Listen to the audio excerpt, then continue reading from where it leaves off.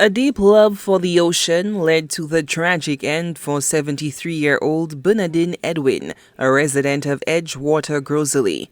His body was discovered along the Gros Islet beachfront Thursday night at about 9:40 p.m.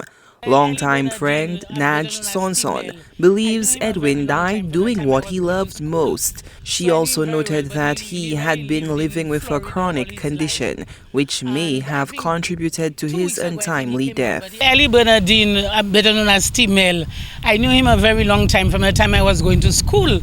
So I knew him very well, but he really lived in Florida all his life. And I think 2 weeks ago, he came down, but he asked me, I didn't have time to meet him.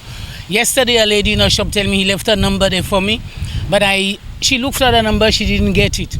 And it's this morning while I buy my auntie, my cousin calling me and telling me they found my friend drowned in the water. I say, wow, I'm not surprised because he loved the seawater. He always say he loved the seawater. So he always come in the sea, take a dive, bathe. Sometimes he live in the seawater clothes wet on him.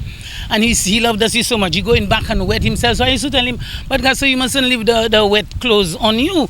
You have to go and take out the clothes. But he said he loved the seawater so much, so he keeping the seawater on him. So I myself wasn't surprised that he drowned there because he loved the sea and he had some sickness, some epilepsy, something taking him. So I'm not sure if it's that had happened to him in the water, and maybe at that time there wasn't anybody to save him because some time ago he fell at the marina the same way, and there were fishermen there and they had time to remove him in the water. But unfortunately, maybe this time there wasn't anybody around, and I don't know what time. Maybe he came there and go and take a swim and fall in the water, or if the sickness take him and he actually fall.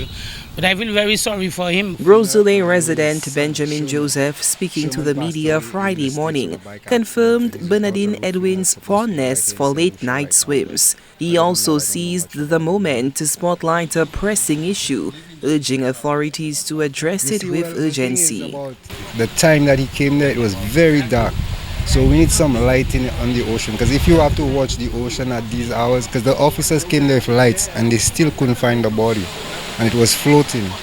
You know what I mean? So if they couldn't find him with these little lights, it's obviously the bay is just a little bit too dark. We need some lighting in the bay area so that if something do happen like that we could see properly, you know. Like, I doubt these vessels could even tell you what happened, I'm sure. You know, because of the darkness and the distance. I mean, if you come here at night, you will see that it's not really a safe place at night.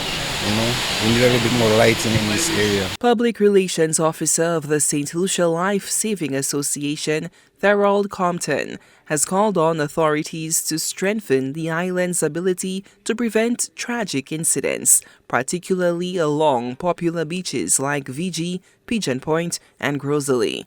What we are concerned about is, despite not having lifeguards on our beaches, which of course will take some time, legislation and so on and so forth, I believe that we should have equipment, and we will continue to be an advocate of that. We must have equipment on the beach that if the ordinary St. Lucian sees a situation, he or she can lend assistance. Not that I cannot swim, so I cannot go in the water, or I can swim, but I'm not trained to rescue somebody, because we must keep in mind the old saying, a drowning man will catch at a straw. So if you go out there and you're not trained in the ability to save someone's life, you can endanger your own life, yes, and that of others. So we must keep that in mind. But if there's equipment, I can throw a life ring. You know, I have a shepherd's hook.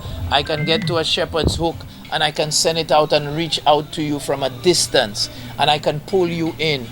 With the equipment being on the beaches of St. Lucia, we have an opportunity to save a life if one way or the other. Compton stressed the need for enhanced safety measures on St. Lucia's beaches, especially with the Christmas season bringing increased beach activity. Compton called on authorities to engage in consultations and introduce legislation to ensure the presence and protection of life-saving equipment along the island's shores.